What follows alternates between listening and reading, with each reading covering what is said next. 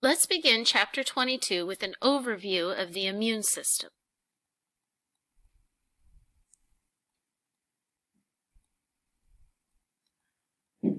We can split the immune system into two main parts. The first part is your innate immunity. This is the immunity that you are born with. It is basically the same in everyone,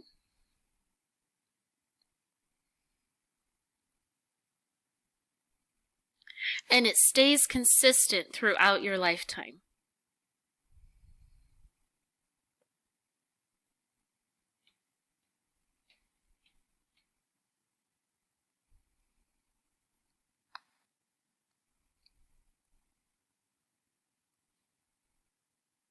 So the same in everyone means that it doesn't matter where you were born or where you grow up, every human has the basic same innate immunity. And consistent throughout your lifetime is the same when you are 5 years old and when you're 20 and when you're 50. It doesn't really change much. The other type of immunity is adaptive.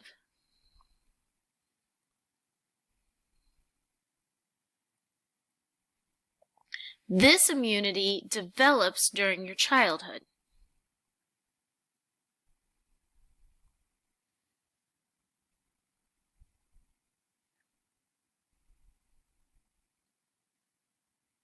You have a strong genetic component here, so everyone inherits a different adaptive immunity from your parents.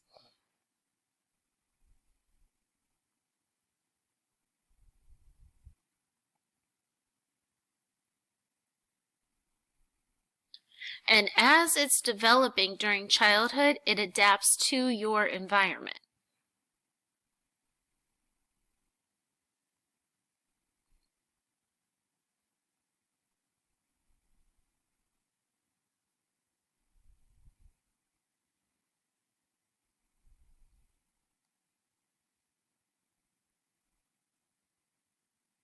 So this one is unique to everyone, and your adaptive immunity depends on your genetics and where you grow up.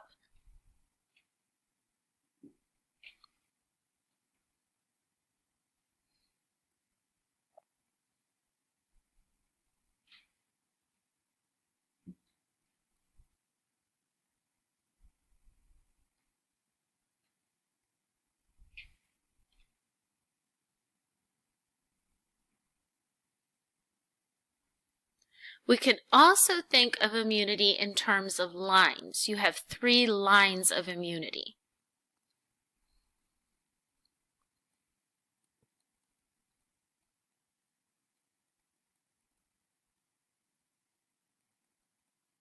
You use these lines in order from first to third.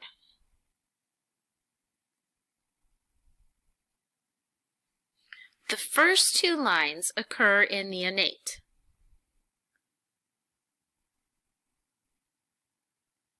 The first line is your barriers.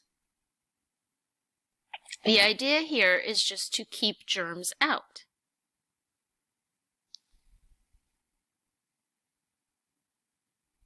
Germs can't make you sick if they can't get into your body. One of the best things I ever saw was a TV news report where it was this investigative reporter and he was trying to do this really scary story and drum up fear like the news media likes to do, where he investigated the bacteria on flip-flops. And he went up to a bunch of random people on the street and he swabbed their flip-flops and he rubbed that on the petri dish and grew it out, and then he went back to them a couple days later and said, "Oh, look at all this scary bacteria we found on your flip-flops." And most of the people were playing right into his little game and acting all scared and upset that there were so many germs on their flip-flops. There was one lady, however, that didn't seem to care at all. And he said, "Well, what can you learn from this?" And she said, "Well, I guess I just won't lick my flip-flops." Best response ever. It doesn't matter how dirty your flip-flops are. As long as you don't lick them, you're fine. Your barriers keep those germs out of your body. Most germs that do get in through a cut in your skin, your eyes, nose, or mouth. So one of the best things you can do to protect yourself from infection is keep your hands off your face, because your hands are dirty. They pick up germs all the time. But as long as your hands don't go near your eyes, nose, or mouth, where germs like to get in, the germs can't hurt you. The second line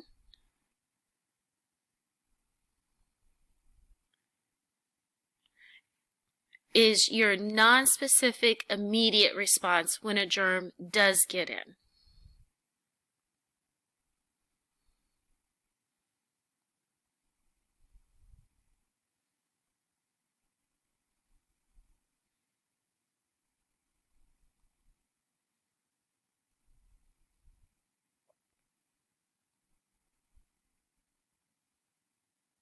So remember, I said you use these in order.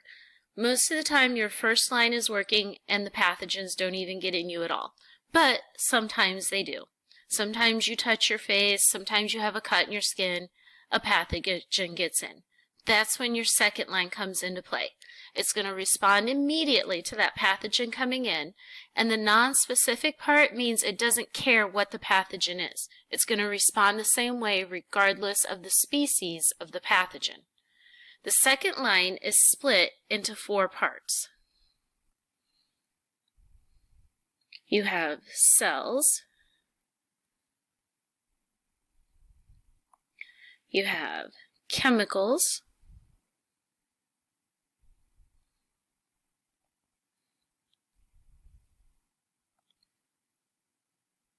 fever,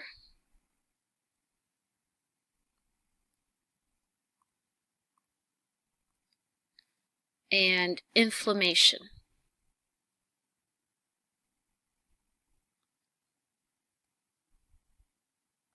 Then the third line is your adaptive immunity.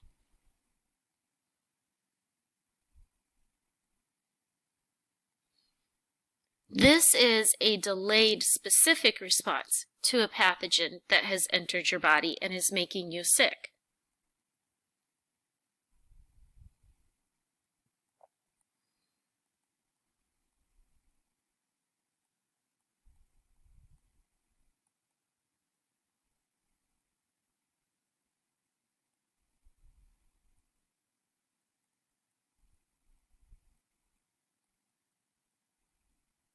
It's because this line is specific that makes it delayed. The specific part means that it does identify the pathogen, then create a custom response to that pathogen.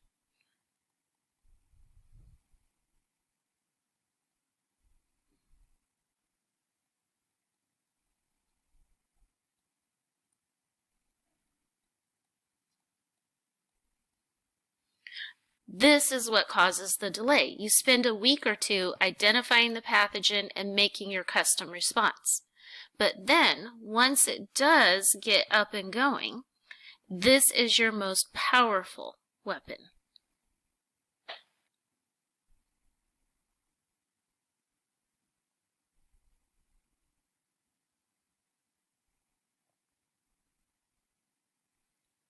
This is also what makes you immune to reinfection by the same pathogen.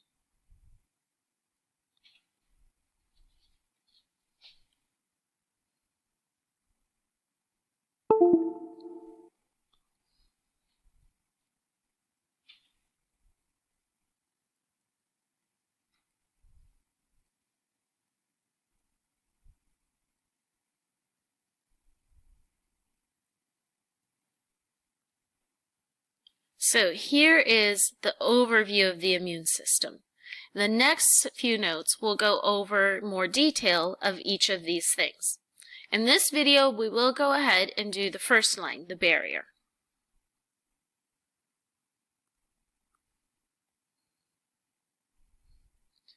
So the idea of your first line is to keep the pathogens out.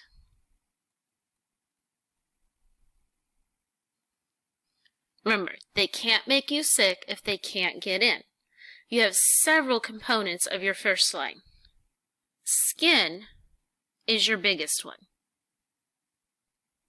As long as you have intact, healthy skin, that goes a long way to keeping infection out.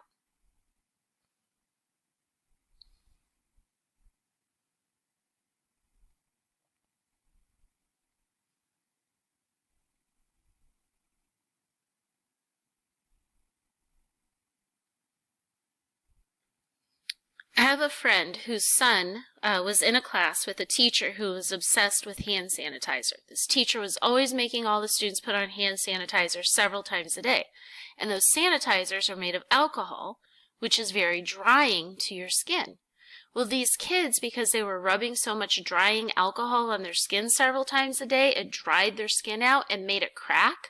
And then all these kids had infections in their hands because their skin was all cracked and germs were getting in. Another one is your mucous membranes.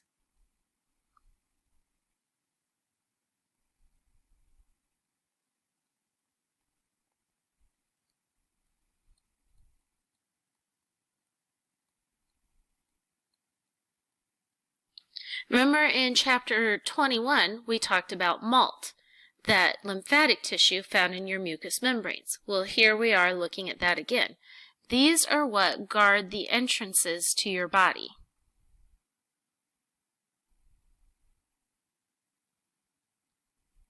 Stuff has to get in and out of your body. So there are places where you don't have skin creating a barrier.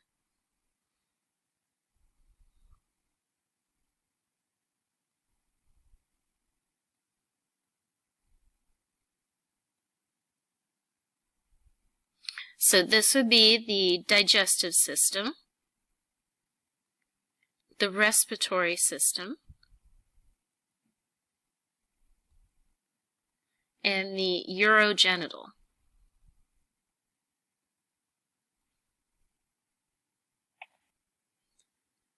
Okay. You also have on your skin hair. This is especially important in the nose. The nose is full of hair.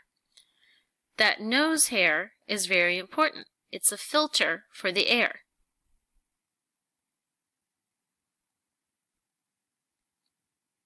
You have secretions. Here you can see this above the eye, if you remember back in chapter 16, is the lacrimal gland.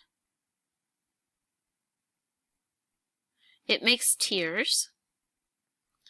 This is a salivary gland. And all over the skin, you have sweat.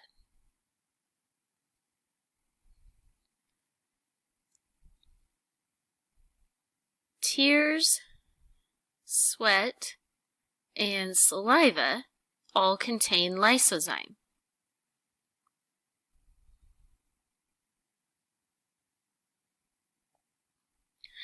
This is a chemical that your body makes to inhibit pathogens.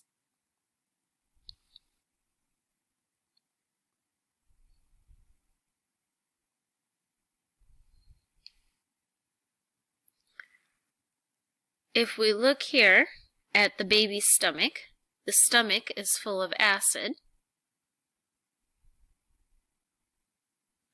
Acid is really good at killing pathogens.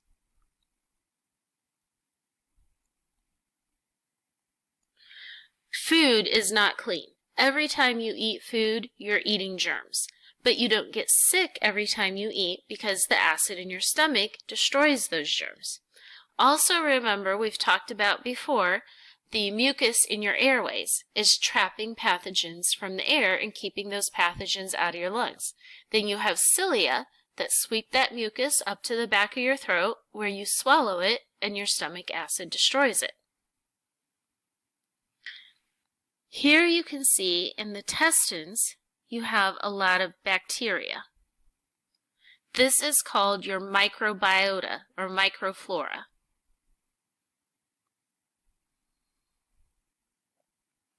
The average adult has about 5 pounds of this microbiota in your intestine.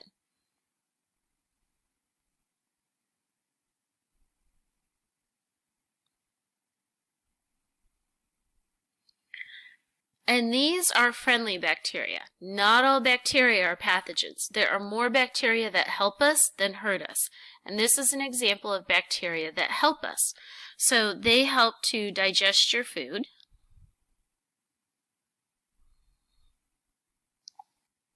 They make vitamins for you. And they protect you from pathogens.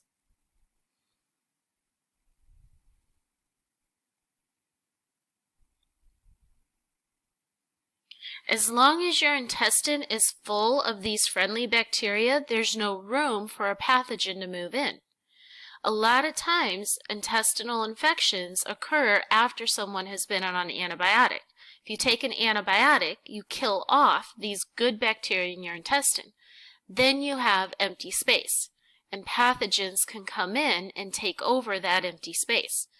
You especially see this a lot in kids. A typical scenario, a little kid gets an ear infection, they go get an antibiotic, then they start having diarrhea. This is why antibiotics can cause diarrhea. It kills off those good bacteria that are protecting you. So here's a basic overview of your main barriers. These are the things that are keeping the germs out of your body and keeping you sick or keeping you healthy most of the time. If you didn't have these barriers, you would always be sick.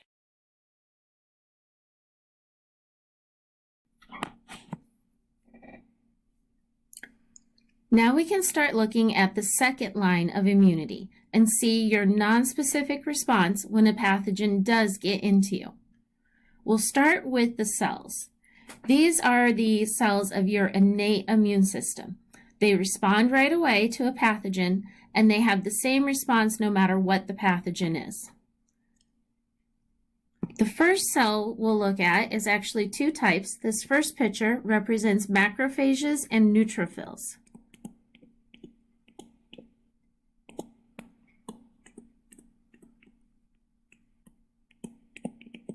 Both of these cells are phagocytic.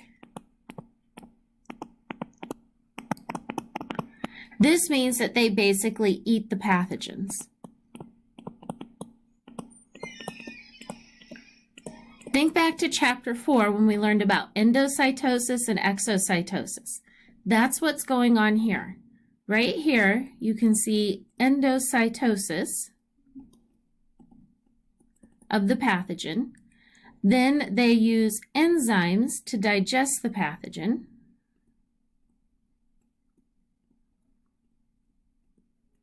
Then here you do exocytosis of the dead pathogen. And remember back in chapter 4 when we first studied this, we said that that stuff that comes out by exocytosis is pus.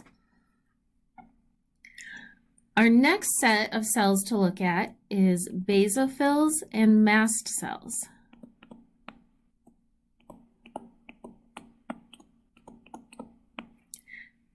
These cells secrete chemicals. So here you can see is your cell. Here are the chemicals that it secretes. And here, notice, is blood vessels. So these cells secrete chemicals that will stimulate blood vessels.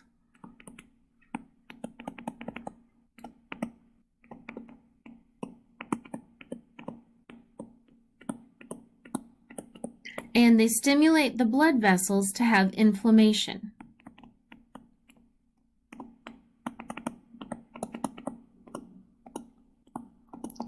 So inflammation is one of our other second-line defenses, and we are going to learn about that soon. These cells are helping to cause inflammation. Next, we have the natural killer cell.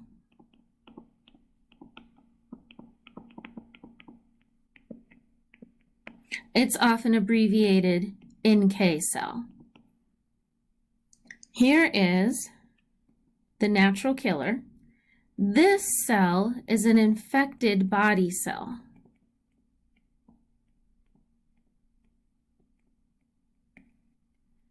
When you have a body cell that becomes infected, you can't save it.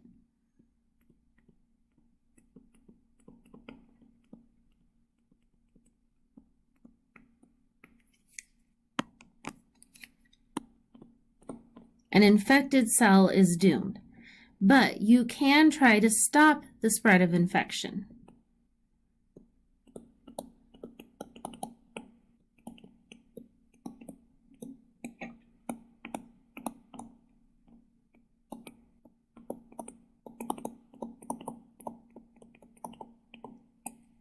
So natural killer cells will kill infected body cells.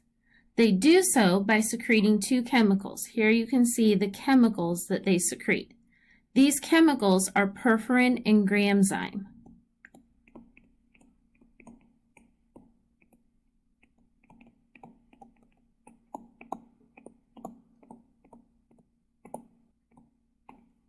The perforin makes a hole in the cell.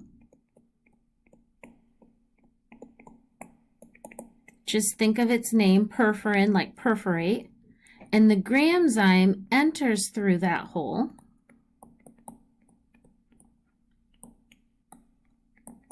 and kills the cell. When the cell dies, it's by a special method called apoptosis. So here you can see a cell that is dead by apoptosis.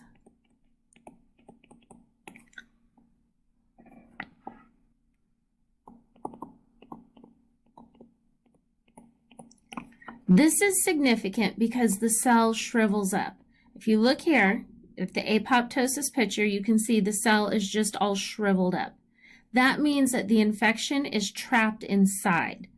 So you purposely want to kill an infected cell with apoptosis because that traps the infection inside, and then the infection can't spread.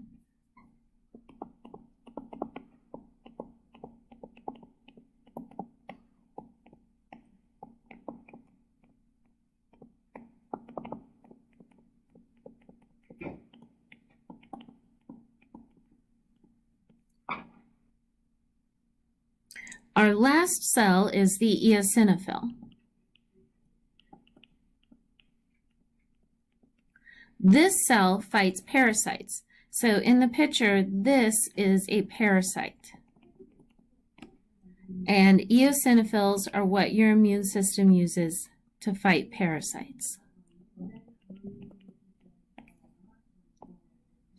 Now we can move on and look at the next component of your second line, which is chemicals. We're going to look at two different chemicals, interferon and complement. We start off in this picture, this first picture. This is an infected body cell.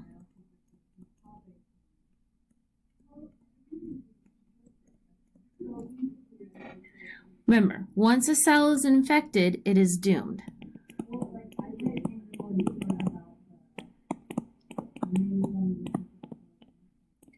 Your goal is to stop the spread of infection.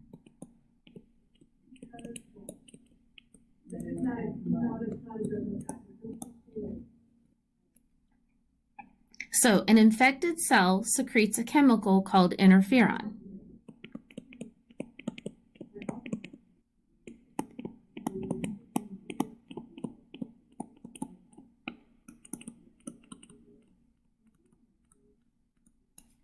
Interferon does three things.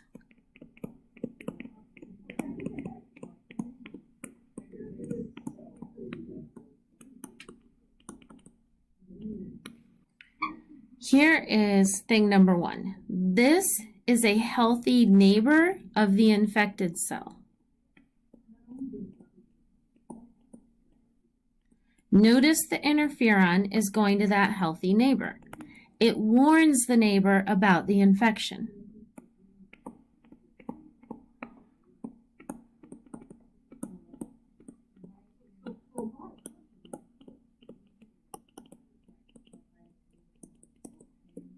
If the neighbors receive a warning, then they will make enzymes to protect themselves from infection.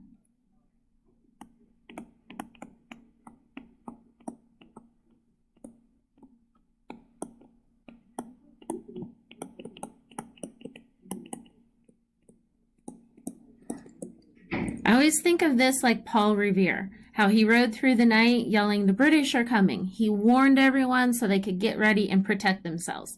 That's what interferon is doing. Here is the second thing it does. This, maybe you recognize, is a natural killer cell. And here is the perforin and gramzyme.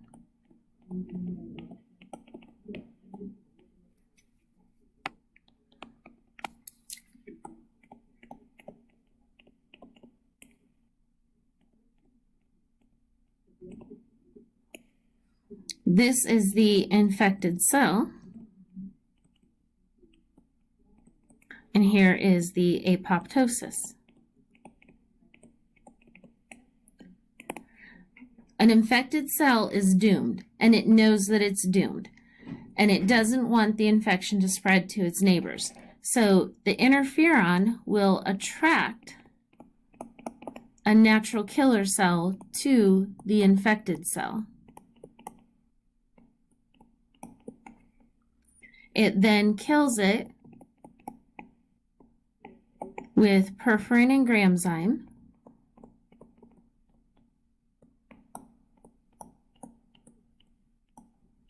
And you get apoptosis so that the infection is trapped inside the dead cell.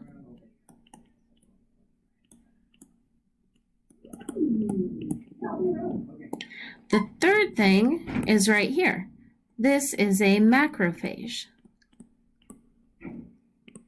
And remember, macrophages are phagocytic. They eat things. Here's the infected cell.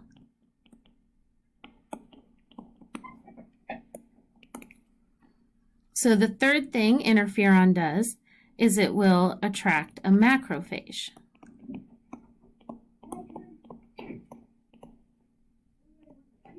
And the macrophage will do phagocytosis of the infected cell. So obviously you can't do both 2 and 3 on the same cell. Either a natural killer cell will kill it or a macrophage will kill it. So the interferon attracts both natural killer cells and macrophages, and it's just a matter of which one gets there first to kill that infected cell. Our next chemical is complement.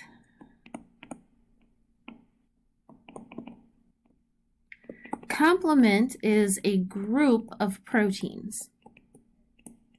And these proteins are made by the liver. So your liver is very important in helping to keep you healthy. Your liver makes complement, and complement fights infection. This picture is showing us 4 different things that complement does. The first one is called opsonization. I think of this one like ketchup. Okay, in this picture, here's your pathogen, here's your macrophage, and this pink dot here is the complement. We want the macrophage to eat the pathogen. Complement attracts the macrophage to do so. Complement sticks to the pathogen,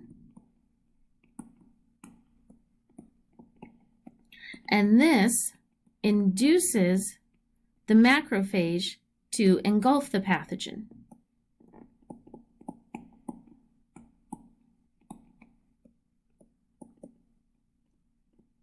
So that's why I think of it like ketchup. When one of my kids was little, he would only eat green beans if they had ketchup. So I would put ketchup on his green beans, the ketchup would stick to the green beans, and then he would eat them. Just like if you put complement on a pathogen, then the macrophage will eat it. The second one is inflammation. As I said, we're going to learn about inflammation soon. But for now, we're just saying that complement helps to cause inflammation.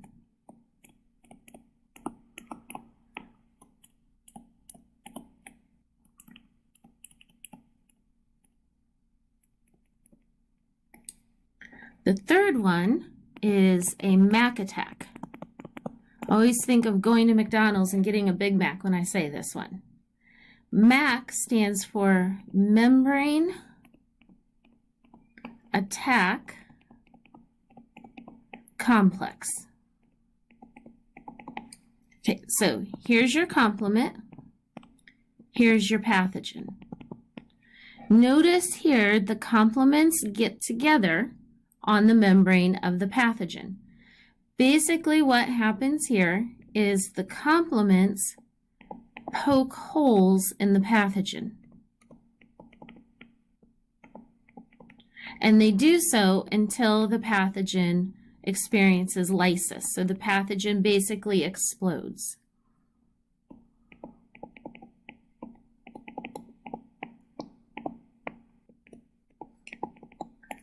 It's kind of like the complements all stab the pathogen to death. The last one here, it has a long name. This is elimination of immune complexes.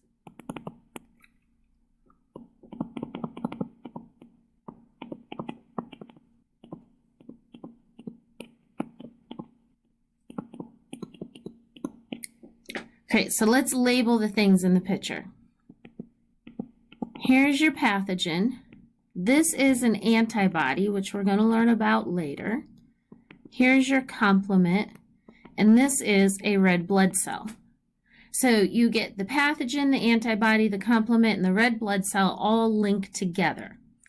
This is where the complement and the antibody work together. So they are a partnership. They work together to attach the pathogen to the red blood cell.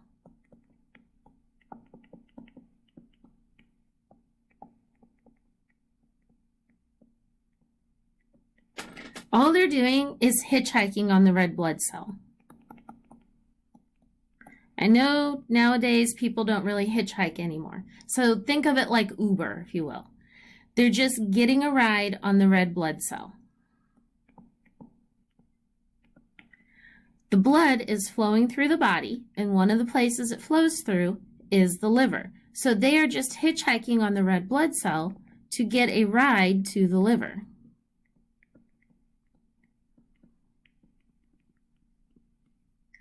Once they get into the liver, there are macrophages that strip this off and destroy the pathogen, and then the red blood cell continues along its way like nothing happened.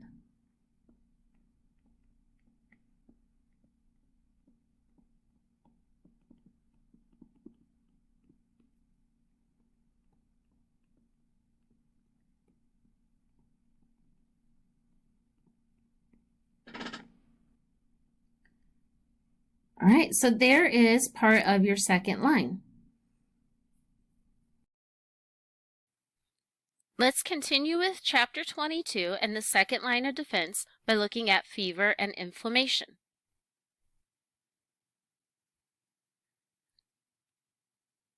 Inflammation can occur in response to a variety of injuries.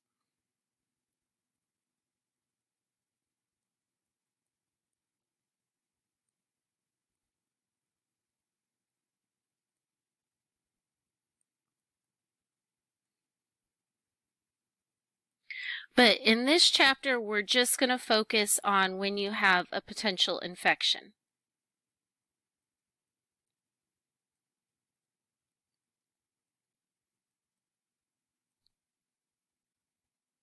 So the scenario we're going to look at is that you have a cut and germs are getting in through that cut.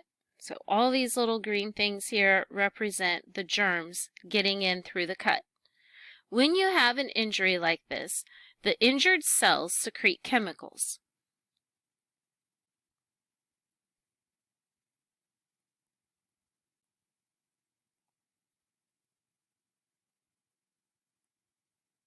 These chemicals stimulate the blood vessels.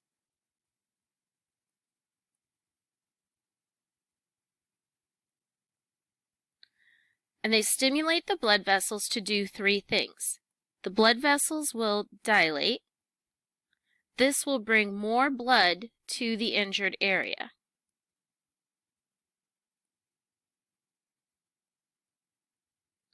The blood vessels will increase their permeability.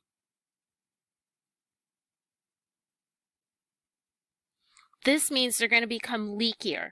This will allow extra white blood cells and fluid to escape.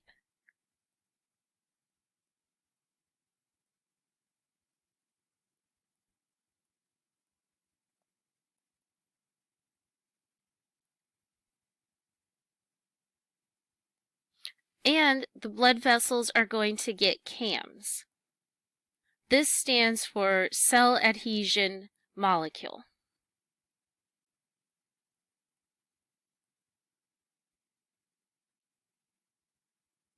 These help the white blood cells to escape the blood and enter the injured tissue.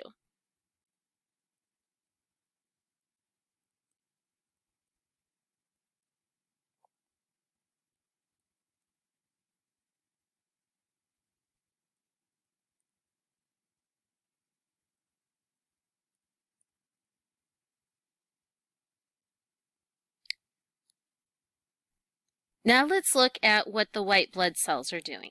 So we know that because we have the dilation, there's more blood coming in, which means more white blood cells. Here you can see here and here and here. These are all the white blood cells coming into the area. They go through 3 steps. Step 1 is margination.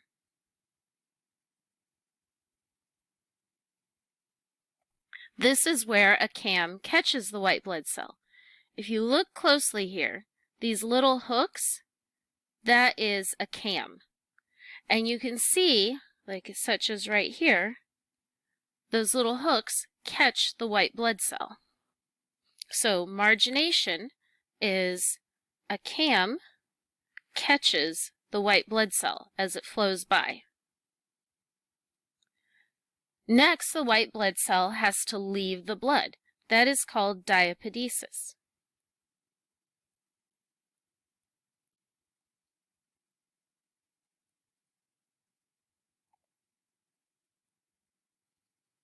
We can see that right here. This white blood cell is crawling out of the capillary to enter the injured tissue. Once the white blood cell is out of the blood, it has to migrate to the injury. That is chemotaxis. Okay, notice this word has taxi in it. A taxi goes somewhere. Chemo is for chemical. So it's kind of like a bloodhound following the trail. The white blood cell follows the trail of the chemicals back to the injury.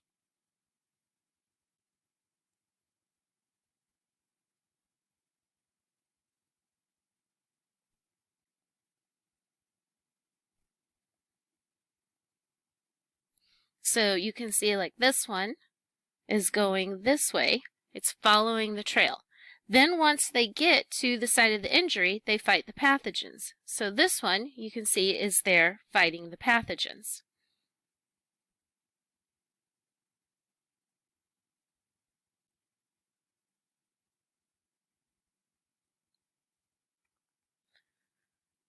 Okay, so that takes care of the dilating, bringing more blood, and the CAMs catching the white blood cells, and the increased permeability allowing them out. Another factor we have to look at is that extra fluid. So because you're bringing more blood, there's also more fluid coming, and the permeability lets that fluid out.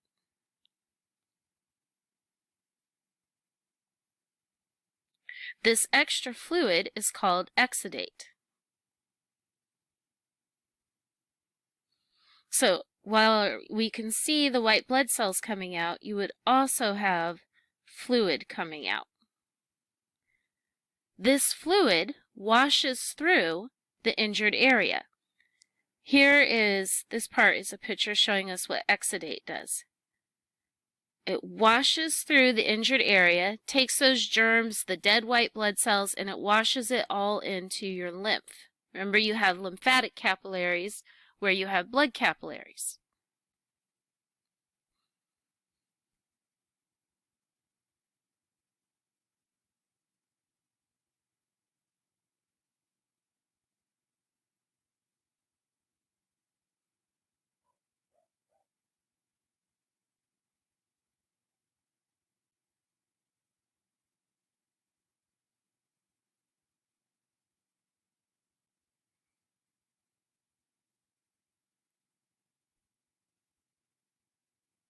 So you're getting all this mess from the injury washed into your lymph. Your lymph is kind of the cleanup crew of the body.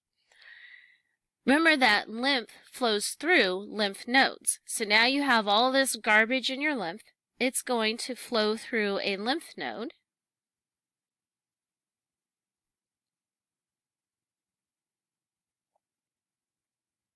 And a couple of things will happen there. For one thing, in the lymph node, you have macrophages that will act like shop vacs and clean up all this mess.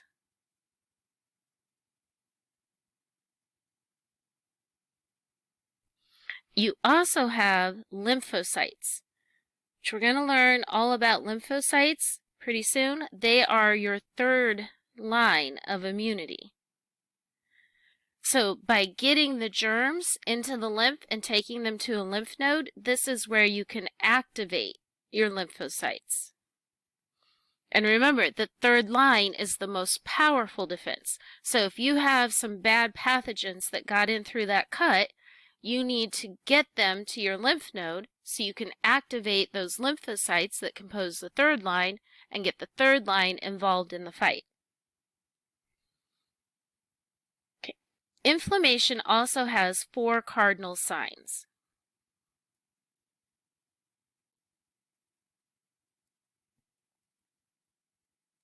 These are the things that always go along with inflammation. One is redness. The area is red. This is because you have extra blood there. The second is warm. Next time you have an injury and an inflamed area, just hover your hand over it and you can feel the heat coming off of it. The extra warmth there is due to the extra blood because blood carries heat, and it's also due to the increased metabolic activity. You have all these cells fighting all these germs. Cells are responding, their metabolism is revved up. And that, remember, the second law of thermodynamics, produces heat. The third one is swelling. This is a result of the exudate. And the fourth one is pain. A couple of things cause pain. One of them is pressure from the swelling.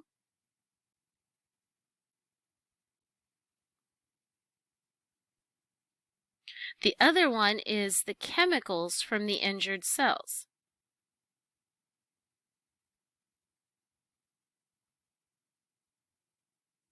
And especially bradykinin. Bradykinin is the most potent chemical that stimulates pain. And remember from back in chapter 16 about senses, pain is very important. It tells you that you have an injury so you can take care of the injury. All right, so that is inflammation. Now we can go on and look at the last part of the second line, which is fever.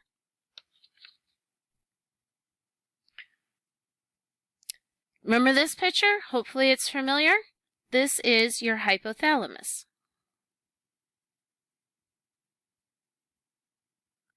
And if you remember from chapter 13, your hypothalamus is what controls your body temperature. So when you have a fever, it's your hypothalamus that is doing this.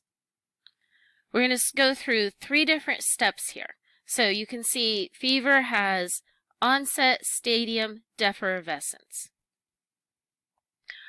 We're going to start off with everything is just normal. This means that you are 98 degrees.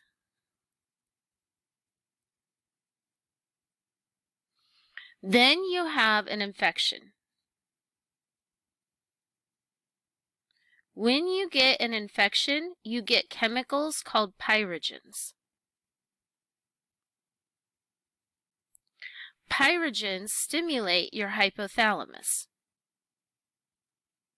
and they make your hypothalamus decide to raise your temperature. So whenever you have pyrogens, your hypothalamus will decide you need to be warmer than 98. Let's suppose now that your hypothalamus decides to be 101.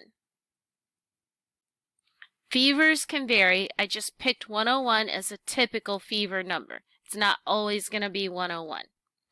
Think about how you feel now. You are 98, and your brain is telling you to be 101. According to your brain, you're 3 degrees colder than what you're supposed to be. This is when you have the chills. This is the first stage, onset. This is when you know you're coming down with something. You feel cold, you shiver, you cover up with blankets. So your body is going to respond by raising your temperature.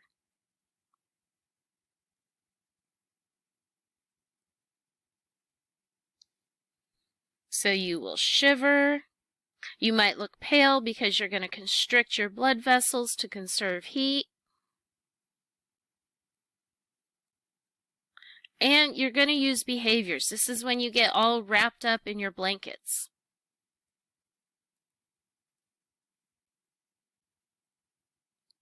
Okay, so these actions, the shivering, the constricting the blood vessels, and the getting your blankets, raises your body temperature. So that takes us to stage 2. Stage 2 is stadium. Okay, you successfully raised your body temp. So now your hypothalamus says to be 101, and you are 101. The chills stop. This is typically when you fall asleep.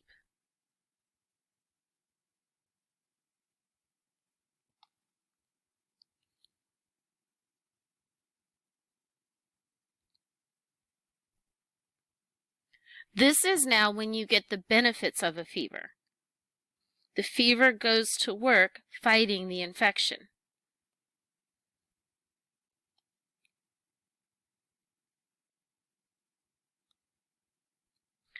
So the fever is going to inhibit pathogen reproduction.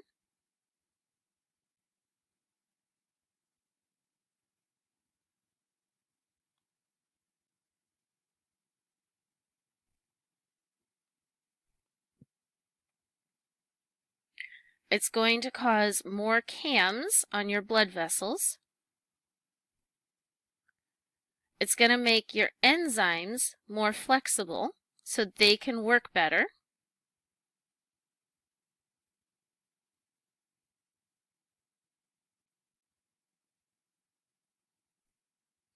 And it's going to enhance your third line. So that third line, that most powerful one, works best when you have a fever.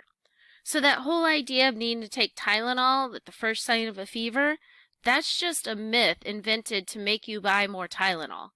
The fever is part of your body's defense. It's fighting the infection. Now, a fever that gets up above 104 can be dangerous and should be treated. But a low fever, and as long as it's not lasting too long, is part of your defense. You're better off to just go to sleep and let the fever do its job. So here's our picture of stadium. He's sleeping and the fever is working. Then you go to defervescence.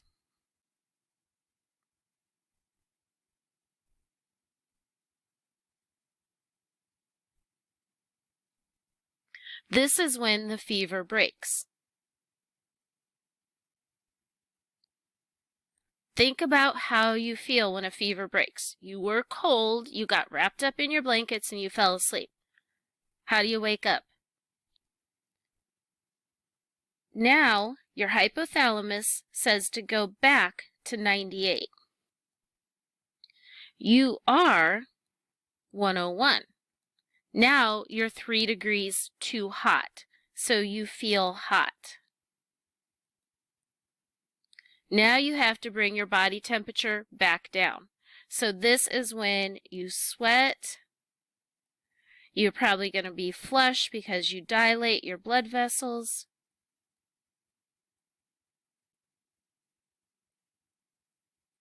And you wake up and you get rid of your blankets. You kick them off.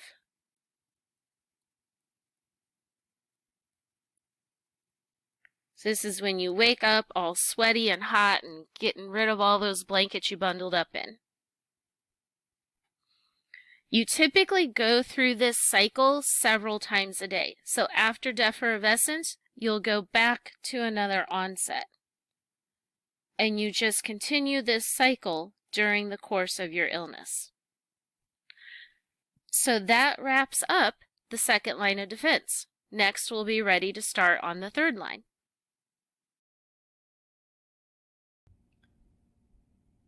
Now we're ready to look at the third line of immunity.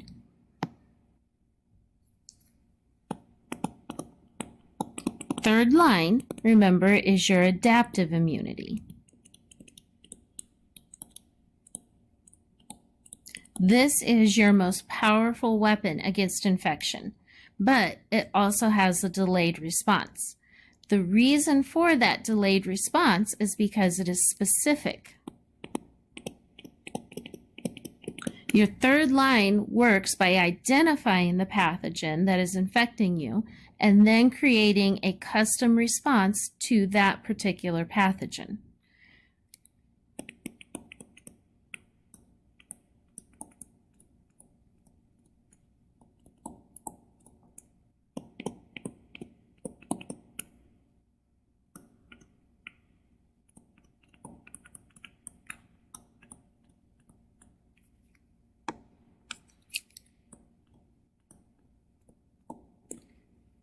And the cells that you use to do this are called lymphocytes. So the third line of immunity is all about lymphocytes. We have 3 types of lymphocytes we're going to cover in this class. If you take a more detailed class about immunity, you would learn other lymphocytes, but we just have 1 chapter in immunity and we're just going to learn 3 of them. So the 3 that we are going to learn are helper T cells, cytotoxic T cells, and B cells. First, we're going to look at the production of these cells. So remember in chapter 21, we learned about the lymphatic system and primary and secondary lymphatic structures. So the top picture here is your primary lymphatic structures.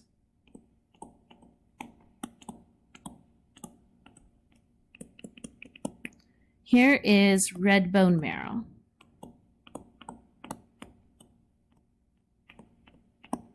It makes all 3 lymphocytes, the helper T, cytotoxic T, and B. So all lymphocytes come from the red bone marrow. But once a lymphocyte is made, it next has to be matured. The B cells are called B because they stay in the bone marrow, so B for bone, and that's where they mature. So B cells mature in the bone marrow.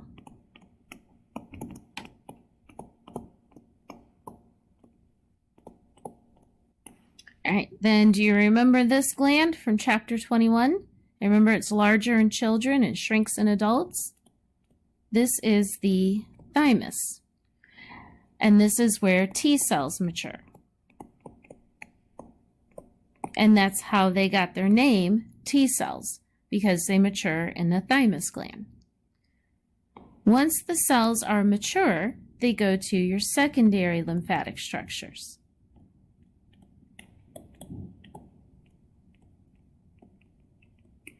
So we have here a lymph node. We have the spleen. And we have tonsils. These are serving as examples of secondary lymphatic structures.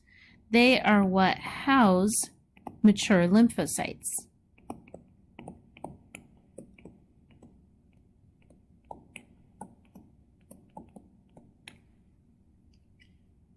Now let's take a look at what it means to be a mature lymphocyte. Here we have naive immunocompetent lymphocytes.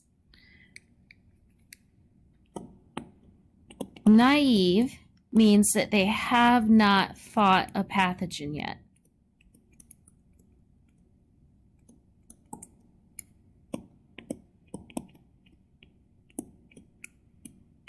It's like they're fresh out of training, they're ready to go, but they haven't yet done battle.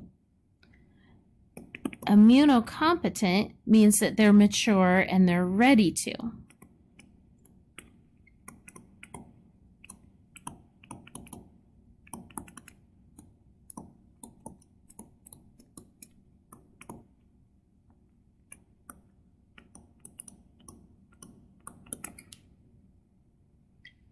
And being mature means that they have their receptors.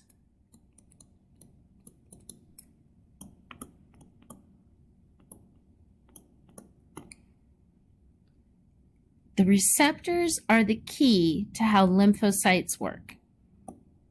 We take a look at receptors. Receptors are proteins on the surface of the lymphocyte.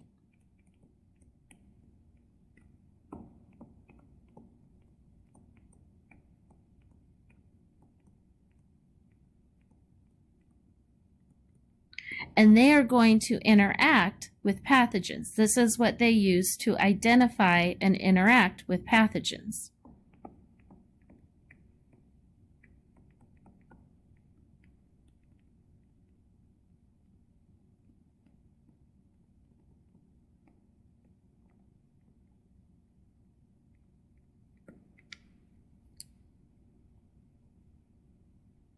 And you have several different receptors.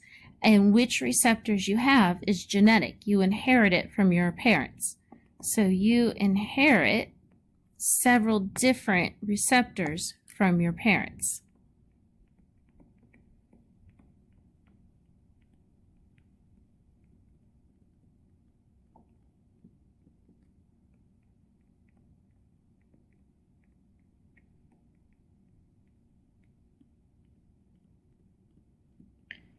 Each individual lymphocyte only has one type of receptor on it, but then you have several different lymphocytes. So, for example, this might be lymphocyte number 1, and it has this receptor. Here's lymphocyte number 2. It has a receptor like this. Here's lymphocyte number 3. It has a receptor like this. The shape of your receptors is from your parents. So you have a variety of receptors, each on a different lymphocyte, that you inherit from your parents.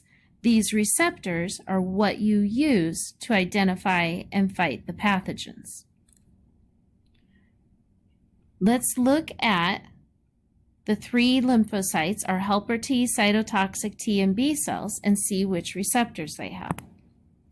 The blue is for helper T. We have 2 different proteins here on the surface. This hook-shaped one is CD4, and this funnel-shaped one is TCR. So helper Ts have CD4. This is a protein that interacts with cells of your body.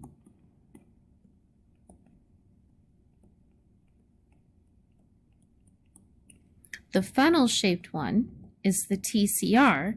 This is the one that identifies and interacts with pathogens.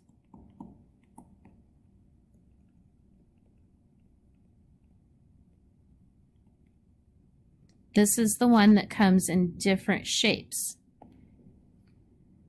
Next, we have cytotoxic T.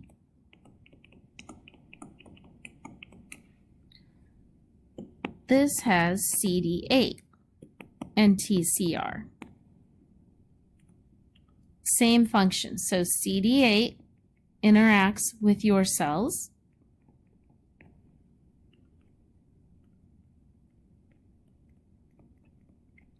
And TCR, that's the one that you inherit several different kinds from your parents, is what you use to identify and interact with pathogen.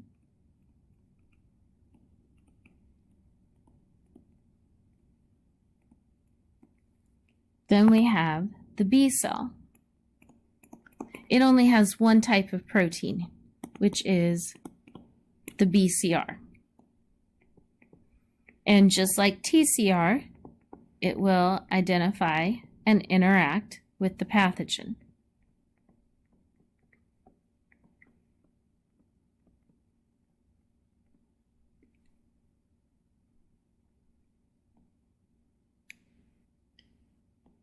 So just to show a little more about the idea of these receptors and how they work.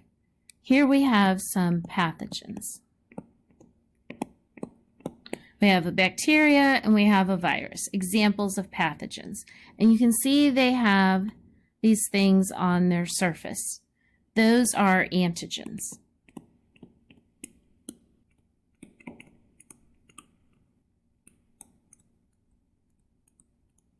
We talked about antigens before in Chapter 18 with your blood.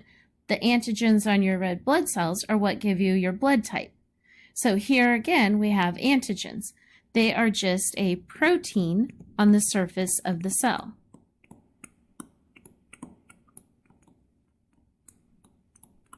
And remember, proteins come in different shapes. So each antigen has a particular shape, and the shape is specific to that species.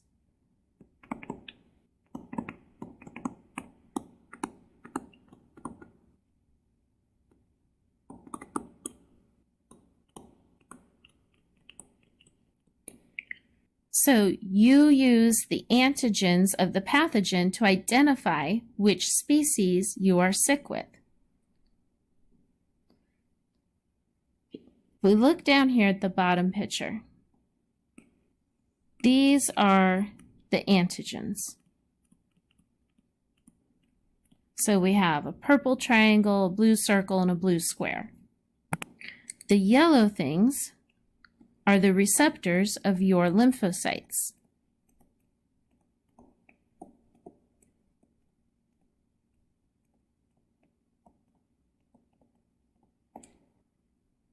So let's give ourselves 3 lymphocytes again.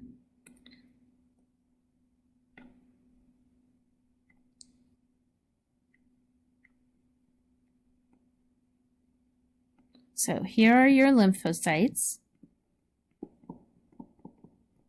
Here are your receptors. Okay, remember, you have lots of different receptors that you inherited from your parents, each on a different lymphocyte. So we have 1, 2, and 3. You use those receptors to identify and fight the pathogen. So this bacteria, this pathogen right here, its receptor or its antigens would fit these receptors. So if this bacteria were in you making you sick, you would use lymphocyte number 2 to fight it. The virus here, its antigens match these receptors. So if this virus were in you making you sick, you would use lymphocyte number 1 to fight it. So this is how lymphocytes are specific. Their receptors match up to the antigens of pathogens. And then once you find that match, that's the lymphocyte that you use to fight that particular pathogen.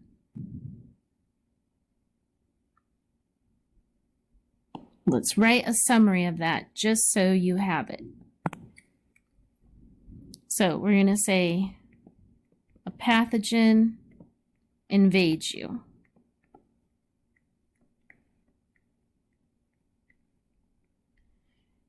You have to find your lymphocyte with receptors that match the pathogen's antigen.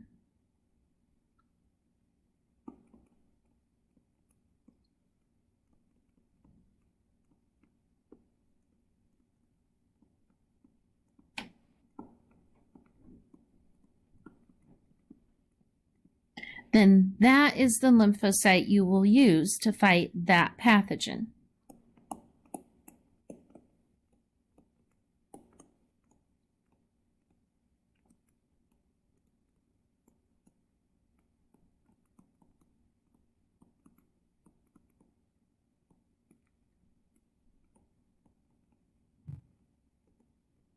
This is the whole specific aspect of the third line of immunity. And the reason it has a delay is you first have to find the one that matches. And then once you find it, you take some time to clone it because one lymphocyte can't by itself fight a whole infection.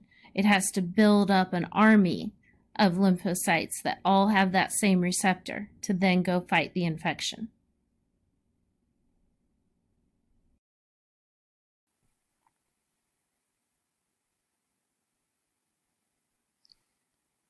Let's continue with Chapter 22 and look at what some of those receptors on the T cells do.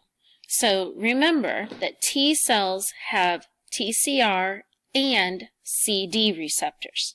First, we'll look at the cytotoxic T.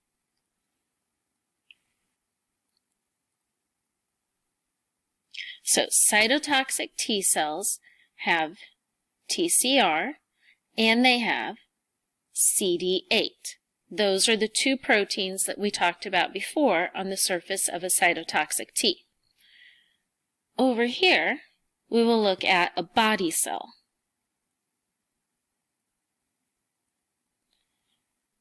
Okay, so this is the inside of a cell.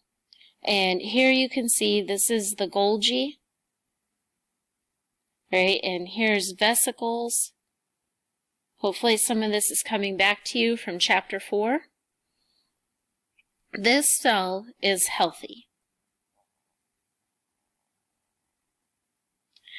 And cells of the body have to carry ID. Your immune system has to be able to identify cells and know who they are. So these things that you see here are the cell's ID. It has two parts. The small orange part that you see is called MHC. This stands for Major Histocompatibility Complex.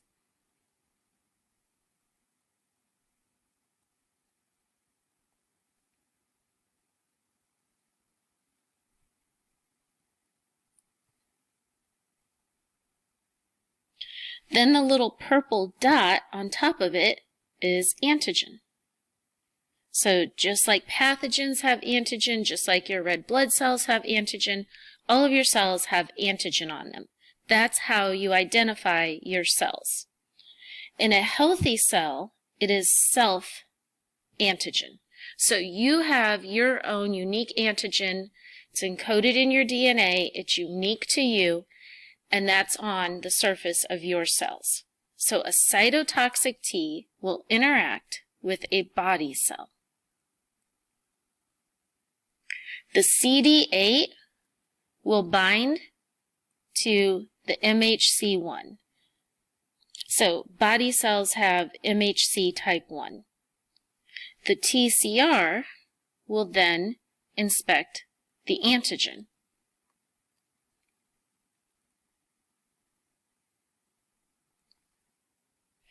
Okay. Let's look at the next cell. This one is an infected cell.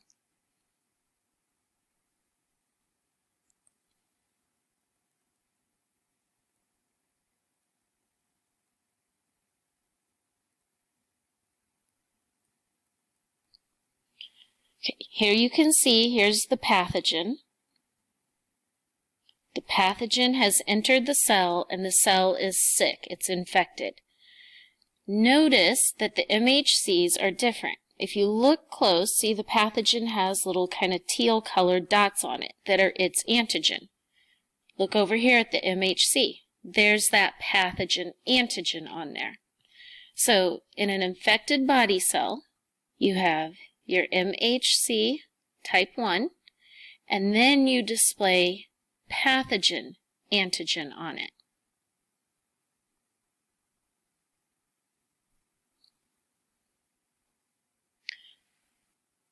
So let's look at what happens when a T cell encounters a body cell.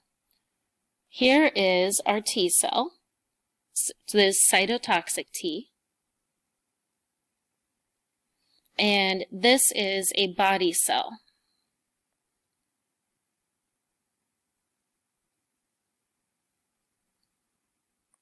So a cytotoxic T cell will encounter a body cell.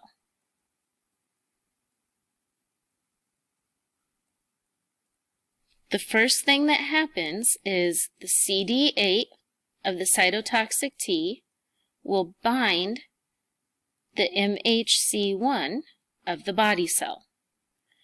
The second thing that happens is the TCR inspects the antigen.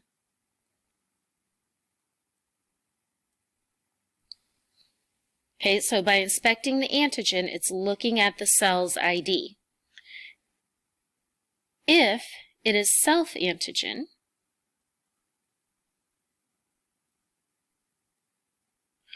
or it is pathogen antigen, but it does not match this particular T cell,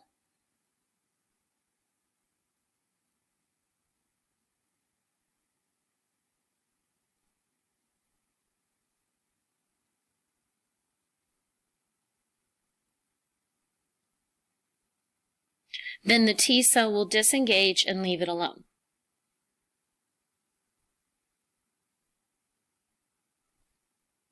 Okay, but if it is pathogen antigen on that MHC,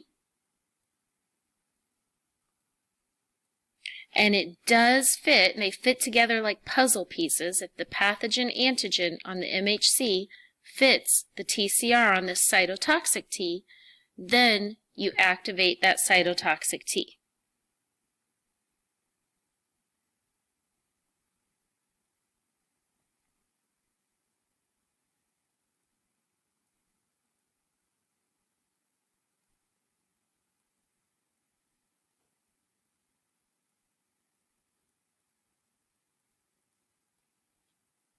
So there's some more detail about how the two receptors on cytotoxic T work. So cytotoxic T interacts with body cells. The CD8 binds to MHC1 that's on all your body cells, and then the TCR inspects the antigen. Okay, now we'll look at helper T cells. We'll start off with this top cell here is an antigen presenting cell. We can call it APC for short. There are 3 cells in your body that are eligible to be antigen-presenting cells. These are B cells, dendritic cells. You might recognize this from Chapter 6. We talked about epidermal dendritic cells and macrophages. What these cells have in common is they are all phagocytic.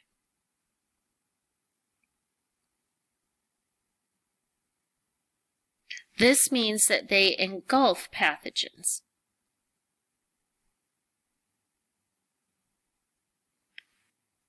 It's like Pac-Man, going around engulfing the little dots. These cells go around and engulf pathogens. So here is the pathogen.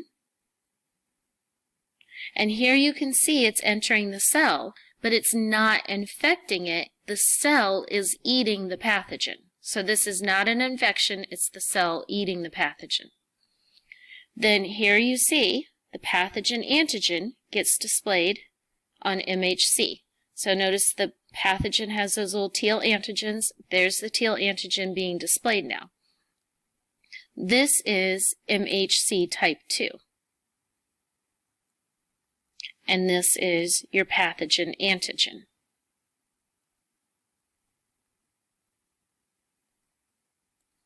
So after a B cell, dendritic cell, or macrophage engulfs a pathogen, it will then display the pathogen antigen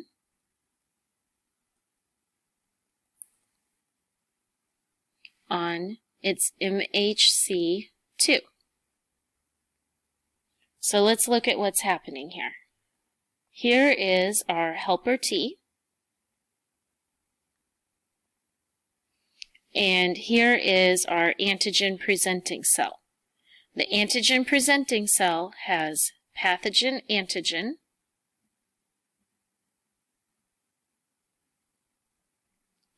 on MHC2.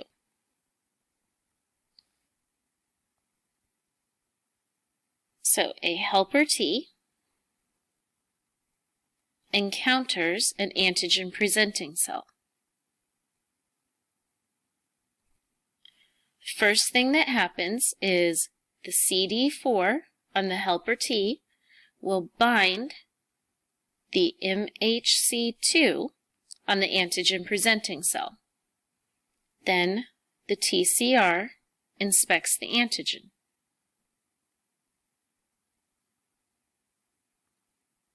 Okay, it's not going to be self-antigen.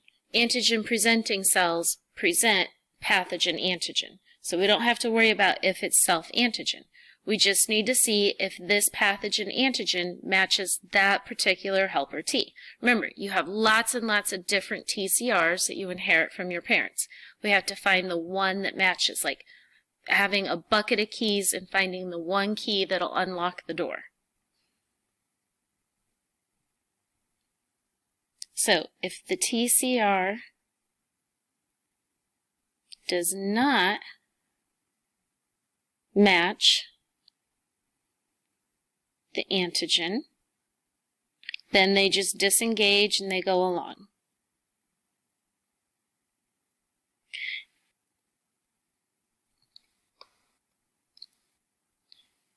If the TCR does find the antigen, or does fit,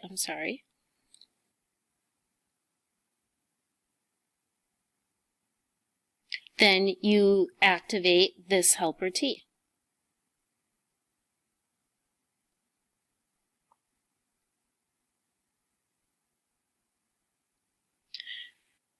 Okay, so helper T cells only interact with antigen presenting cells. They don't interact with body cells, they don't interact with the pathogen directly. Only these three types of cells that can have MHC2 will interact with a helper T. What we have just gone through now is basically the antigen challenge. So your third line works in 3 steps. It has antigen challenge, clonal selection, effector response.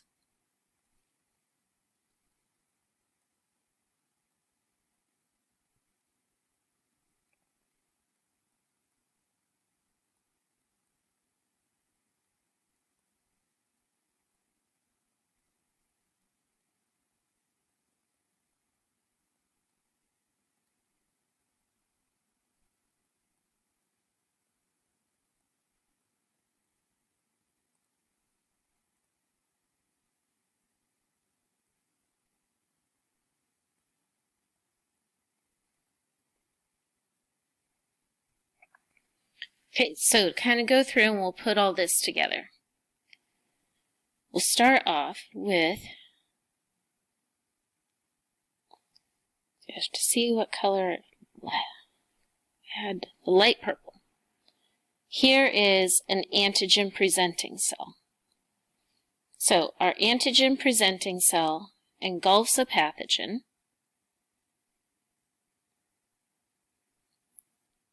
Then it displays pathogen antigen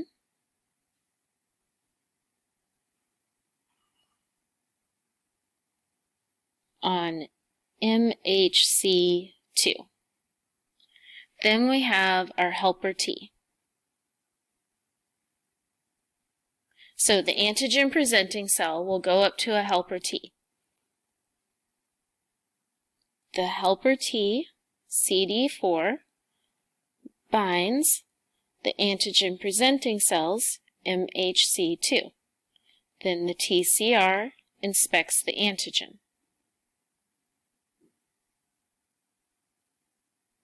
This is a trial and error process. You just have to go up to each helper T and do this process of the CD4 binds the MHC2, then the TCR inspects the antigen until you find your match. This is why it's a delay in the third line, because it might take a few days of trial and error before you find that match. Once you find the match, you activate this helper T.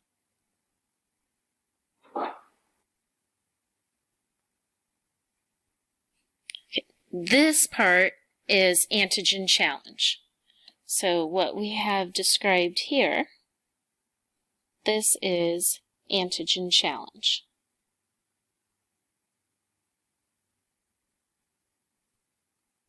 Now that you have your matching helper T, we need a whole army of these helper Ts to fight the infection. So now we're ready for clonal selection.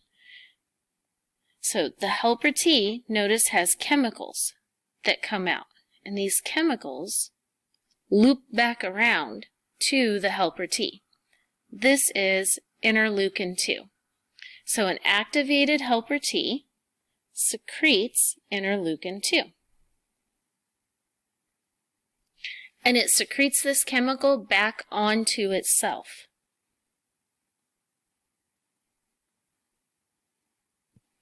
This then stimulates the T cell to clone so that you get clones of the helper T.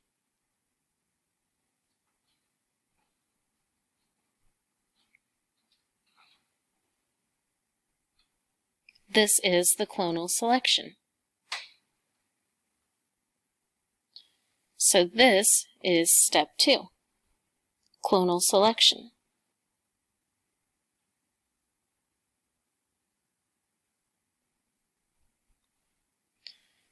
Okay, in the meantime, body cells have been getting infected. So here is an infected body cell.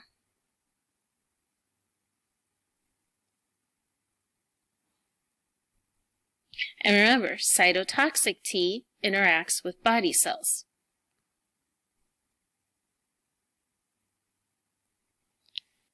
So now we have a cytotoxic T encounters an infected body cell that is displaying pathogen antigen.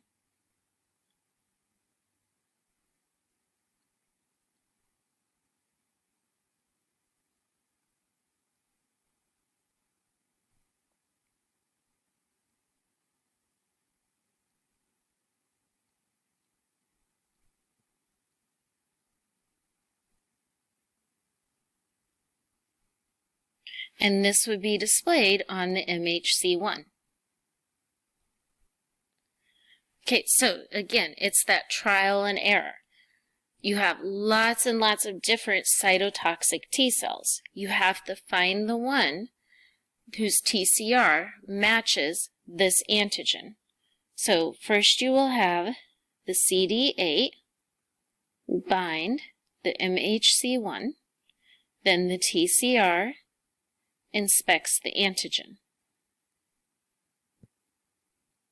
And you keep repeating this process until you find your match. So there is your antigen challenge.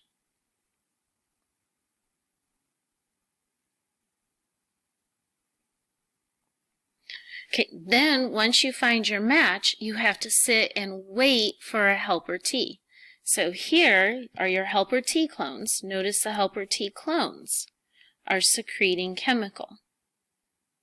They're secreting interleukin-2 onto your activated cytotoxic T. So once you find the match, then you have to wait for a helper T clone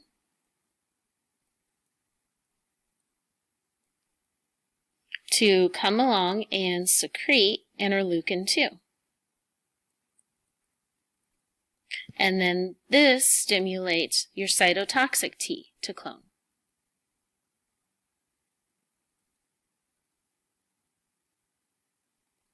So now here are your clones of cytotoxic T.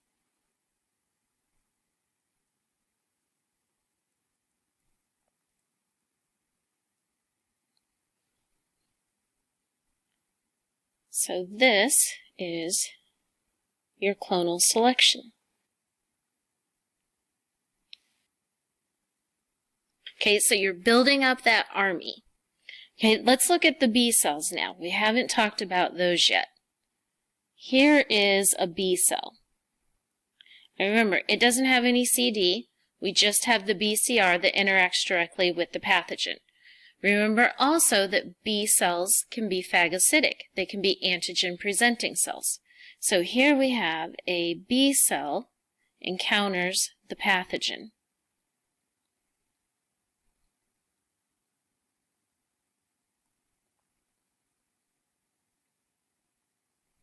Okay, it will engulf it.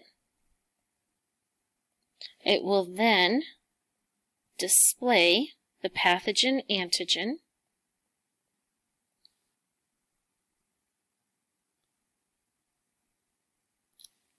on MHC2. So it is now an antigen-presenting cell. Antigen-presenting cells go to helper T. So here is our B cell antigen-presenting cell. It goes to helper T. And remember, there's specificity here. Only the helper T, whose TCR matches the antigen that this B cell is displaying, will work. You can't just go to any helper T. So then the B cell will encounter a helper T.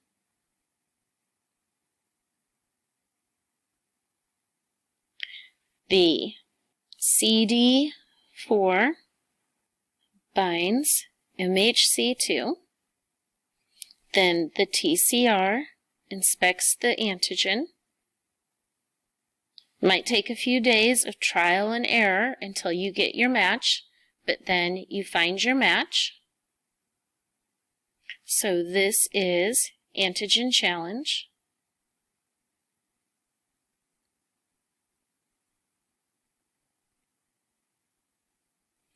Once you find your match, not math, match, then the helper T secretes interleukin-4.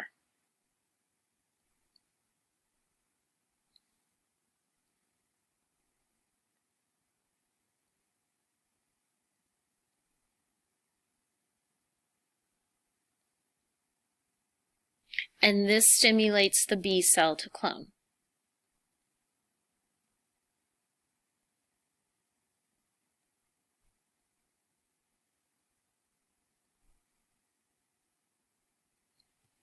So now, because of that interleukin-4 from the helper T, the B cell clones. Here are your clones of the B cell. Notice you have two different types of clones. These clones are memory cells. You're going to keep these, you're going to set these back and save them so that if you ever have this same pathogen again, you kind of already have an army ready to go. These are plasma cells. And you notice all of this here is antibodies. Plasma cells make antibodies. So this part here is your clonal selection.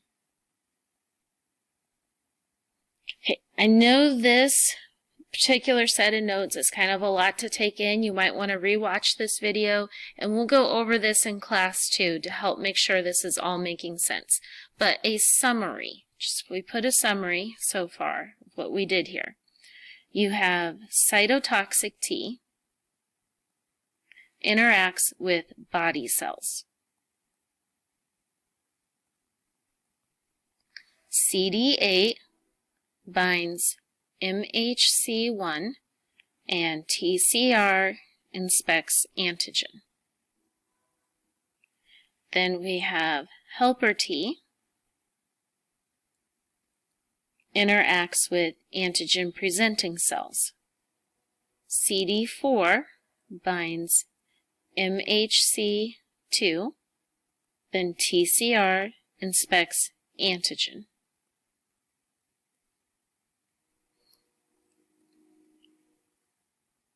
B cells will engulf the pathogen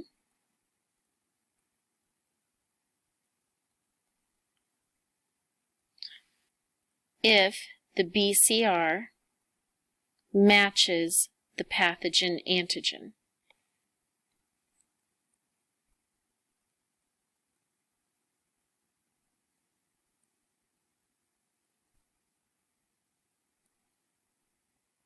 So a B cell can't just engulf any pathogen. It has to be the B cell whose BCR matches the pathogen antigen that engulfs it. Then your helper T secretes interleukin 2, both onto itself and on to the cytotoxic Ts, and that's how you get your clones.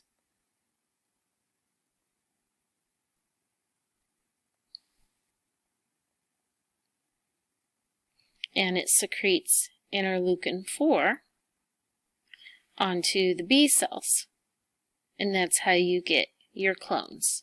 And then remember that some of these clones become plasma cells.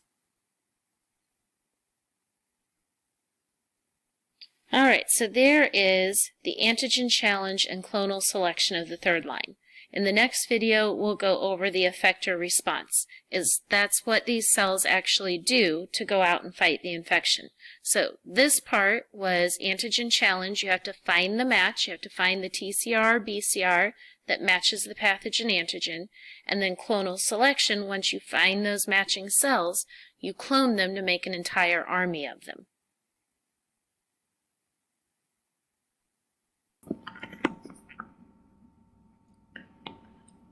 So remember, we have 3 steps that the third line goes through.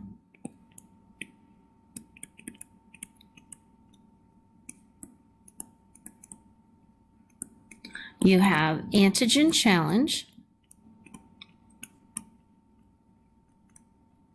You have all these different receptors that you inherited from your parents. Pathogens each have a unique antigen. And you have to go through and find your receptor that matches the antigen of the pathogen that is making you sick right now. This can take several days because it's just trial and error. Once you find your match, you do clonal selection. Now you have to make a whole army of these lymphocytes that match. Once you have your army, you are ready for effector response. Effector response is where you now fight the pathogen and then you get better. You already know antigen challenge and clonal selection, so now we can look at effector response. First, we'll look at helper T. So remember, helper T secretes interleukin, and this causes cells to clone. So the effector response of helper T is to cause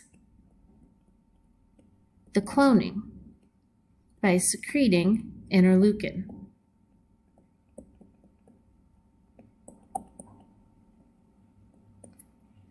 Then we have cytotoxic T.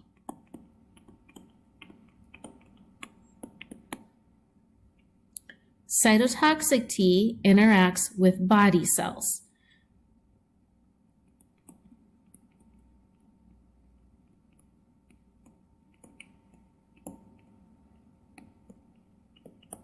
Remember, an infected cell will display pathogen antigen. And if the pathogen antigen matches the TCR on that cytotoxic T, then it kills that infected body cell.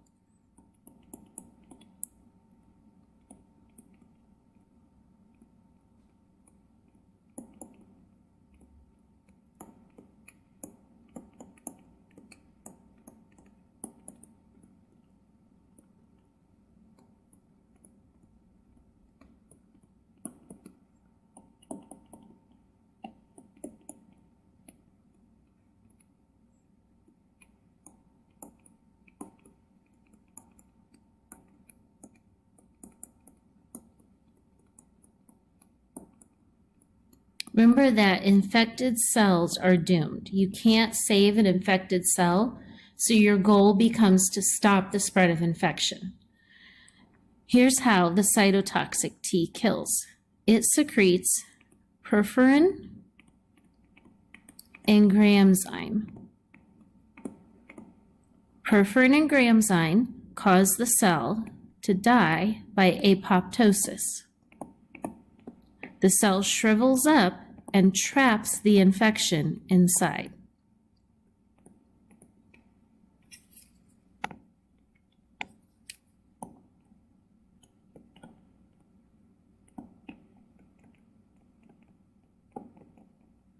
This way you stop the spread of the infection. So you get rid of an infected cell and you stop the infection from spreading.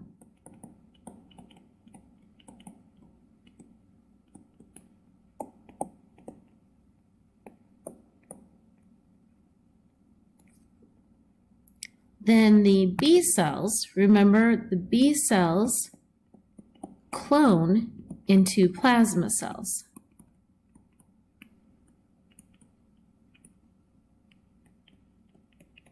And plasma cells make antibody.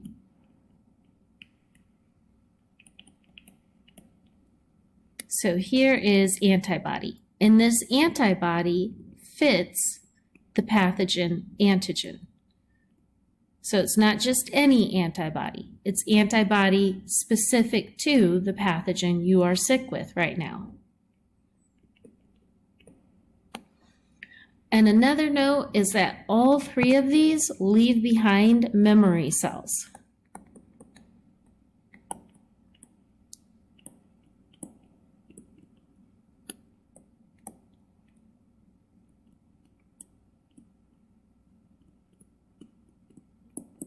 So once the infection is over, you will keep part of that army that you built up.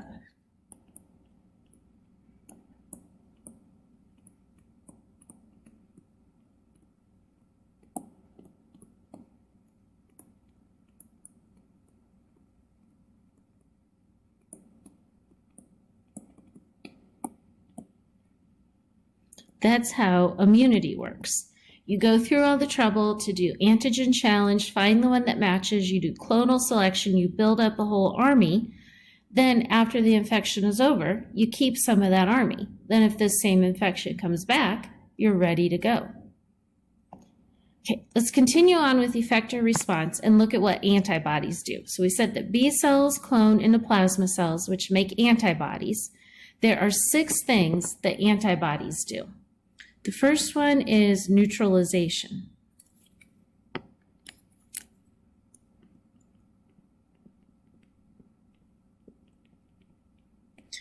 Here is your pathogen, and all these Y-shaped things are antibodies. Notice the antibodies are coating the pathogen. Remember, antibodies fit the pathogen antigen. So the antibody coats the pathogen. And now the pathogen is all bogged down in these antibodies clinging to it, and it can't do anything. So the pathogen becomes useless. It can't harm you while it's coated in antibodies.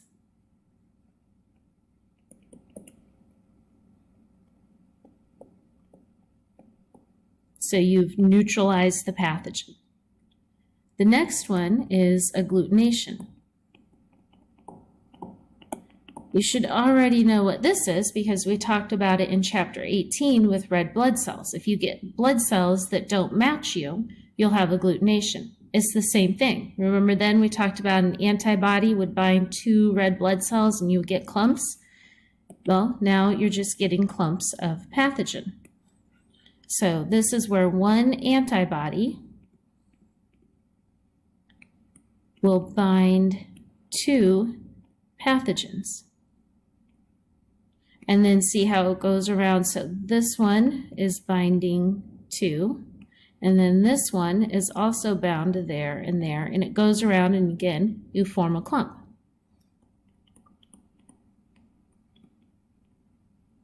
And just like with neutralization, the pathogens can't harm you now because they're trapped in this clump.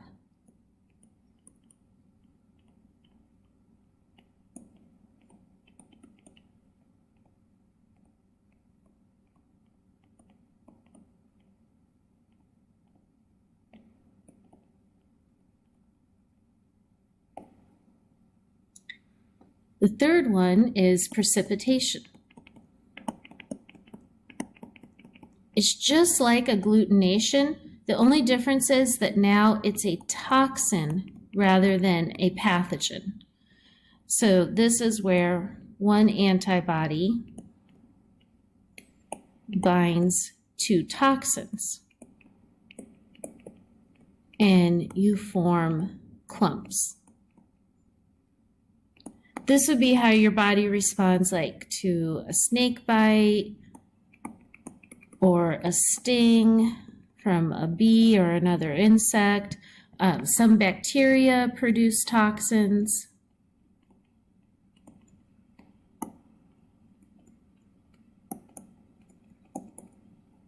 So if the toxins are trapped in a clump, they can't hurt you.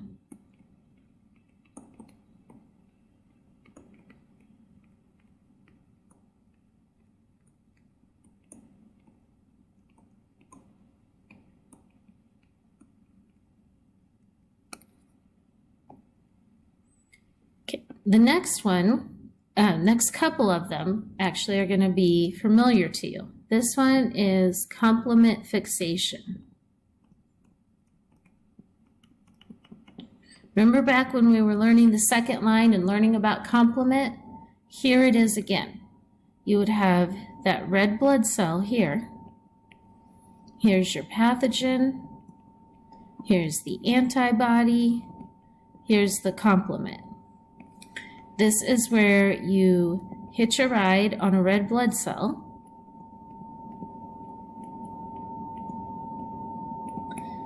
to deliver the pathogen to the liver.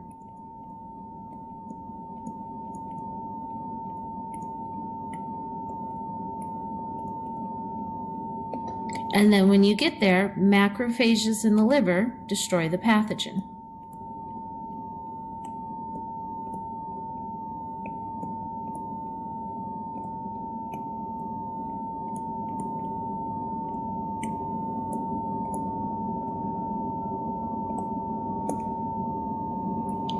The next one is opsonization. We also talked about this in the second line because complement does this too. This is the one that I said is like ketchup.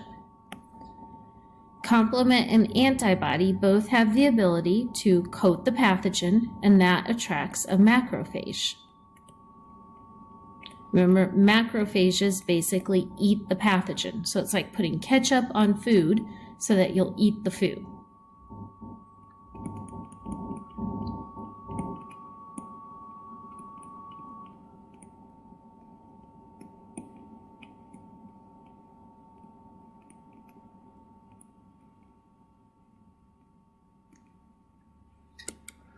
The third one here, or I'm sorry, the last one, the sixth one, is the activation of natural killer cells.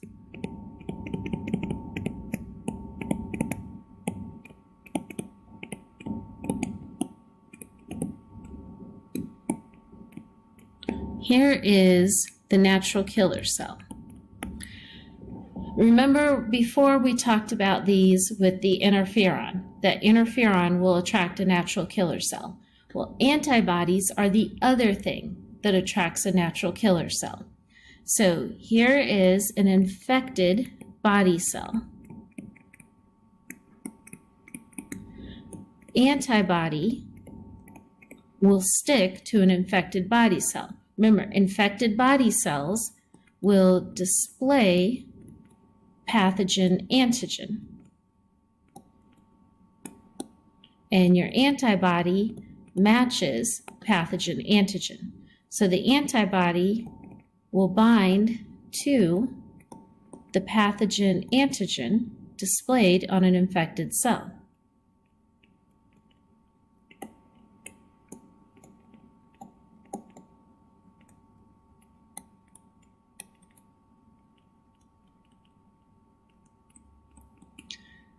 Natural killer cells see these antibodies attached to the infected cell, and they know that that's an infected cell that they should kill.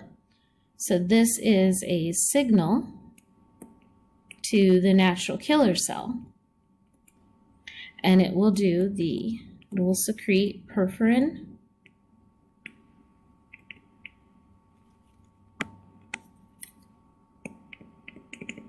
and granzyme, and you'll get apoptosis, which, remember, traps the infection inside. A little more information about antibodies is the types. There are 5 classes of antibodies.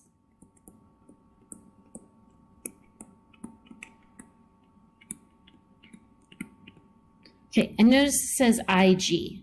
Ig stands for immunoglobulin. This just means it's a protein of the immune system.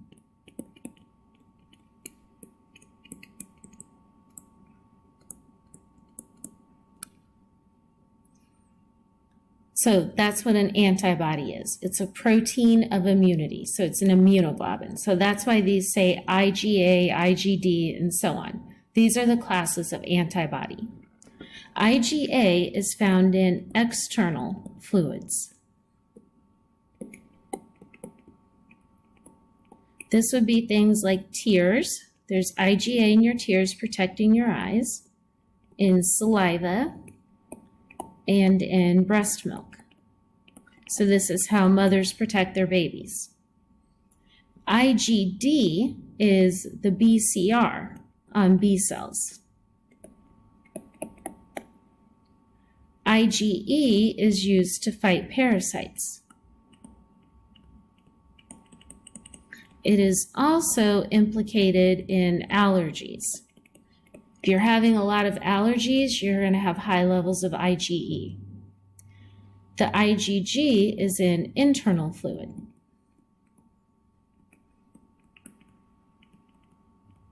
Such as blood and cerebral spinal fluid.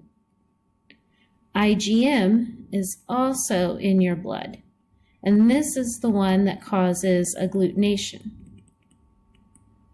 So when we were testing blood types back in chapter 18, that was IgM antibody we were using to look for agglutination.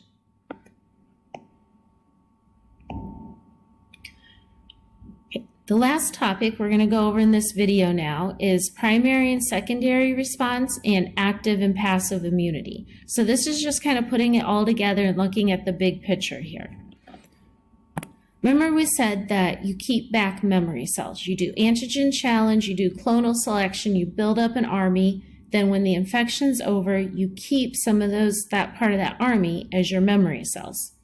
So a primary response is the first encounter with that pathogen.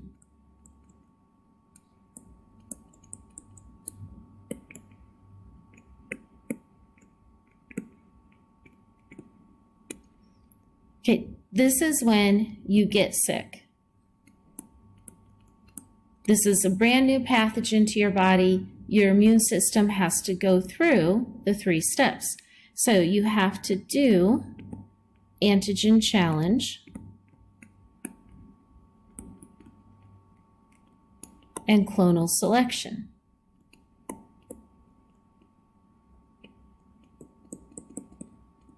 Remember, this takes days. This could take about a week to do.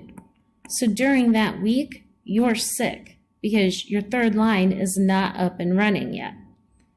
But remember, once you do this, you make memory cells.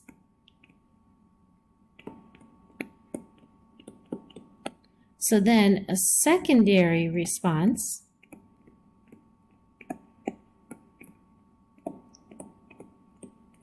is when you have an encounter with that same pathogen again.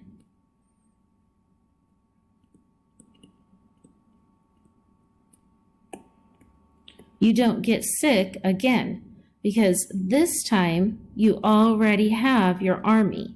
Your memory cells are ready to fight immediately.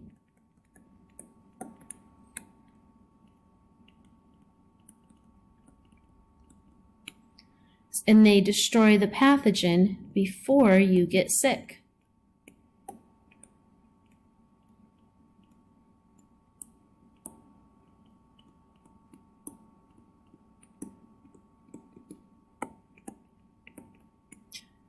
Okay, so notice it says that the secondary response is faster because you have your army ready to go. And also it says that it is larger because every time you encounter that pathogen, you increase the number of memory cells you have. So you again make memory cells.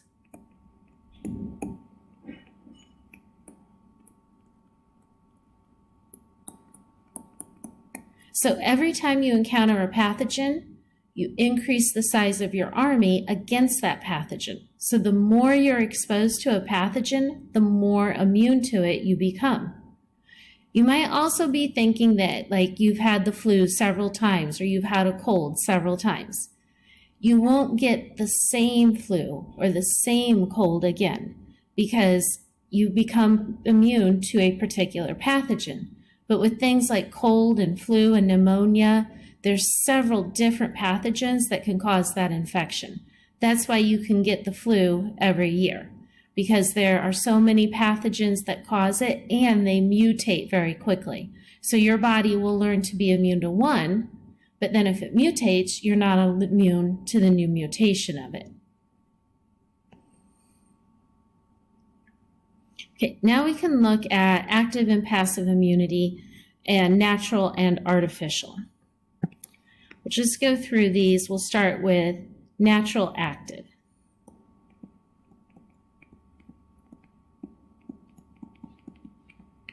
This is when you get sick, you make memory cells,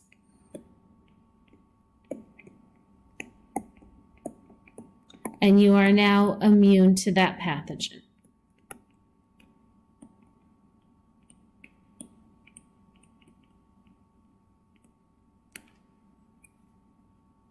Okay, so this is basically what we just talked about. A pathogen makes you sick, you do antigen challenge, clonal selection, you get memory cells. Then if that same pathogen comes back, your memory cells are ready to destroy it right away. Then we have natural passive.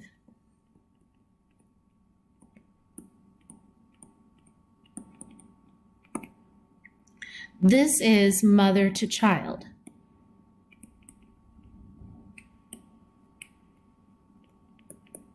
A baby is born with their mom's antibodies.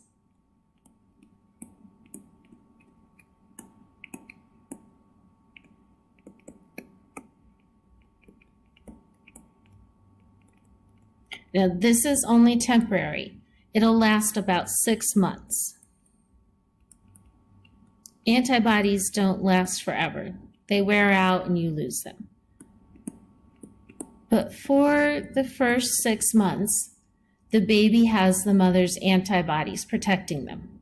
Now, if the mother breastfeeds, then that lasts longer because there are also antibodies in breast milk.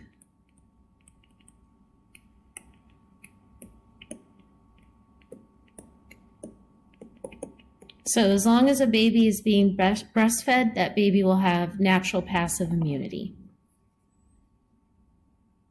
Okay. The next one is artificial active.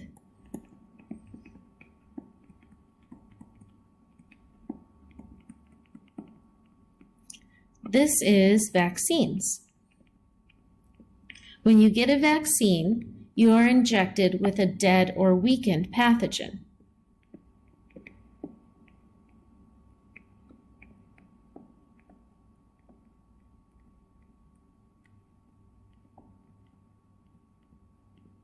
Because the pathogen is dead or weakened, it does not cause disease.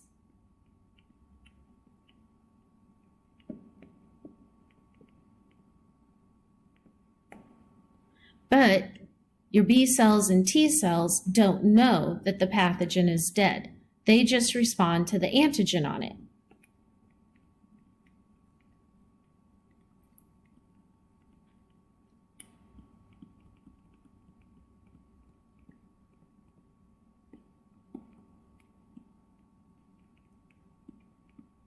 So you will do antigen challenge and clonal selection.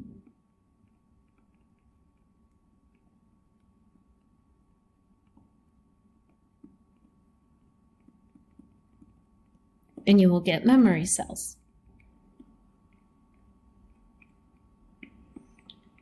So now, if you ever do encounter the real pathogen, you already have an army ready to fight it. So you get the memory cells, but you don't have to suffer through having the disease in order to get those memory cells.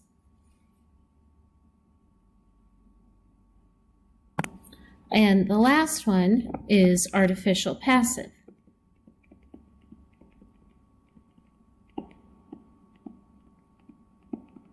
Okay, just like with natural passive, you're getting antibodies. In natural passive, the antibodies are naturally passed from mother to child. In this one, you also get someone else's antibodies.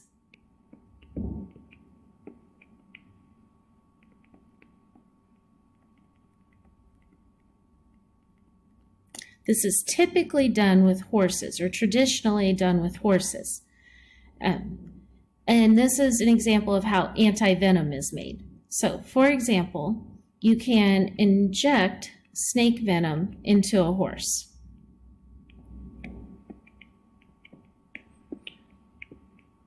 Okay, remember before in chapter 16 we were talking about vegetables and toxins, and we said the dose makes the poison? You're not killing the horse. Horses are really big, and they can handle it. So you're injecting some venom in there, but the horse is fine. And the horse will make antibodies.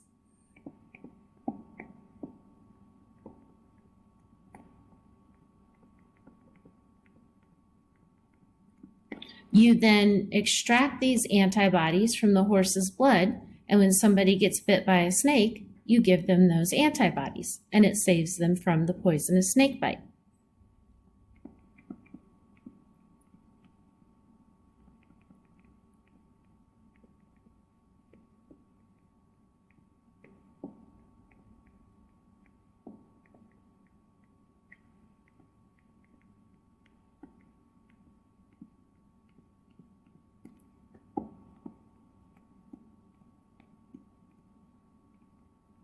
Another example of this is to treat Ebola.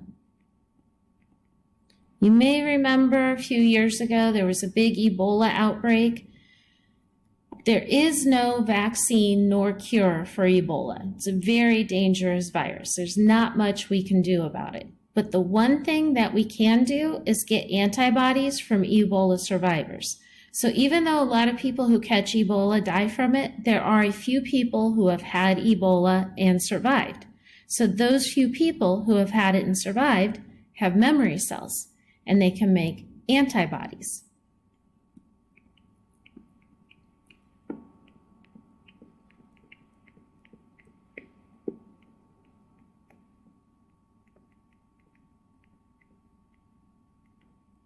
So a few years ago when there were the Ebola outbreaks and people were coming down sick with it, there were survivors who were donating their blood so that we could get the antibodies from their blood and use to treat the people who were currently sick.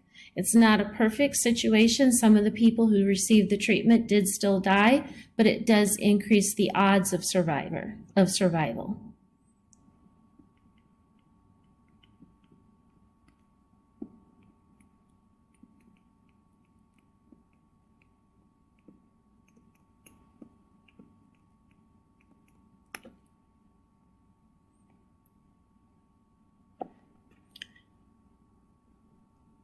All right, so that is it for chapter 22 for now. Everything else we will talk about in class.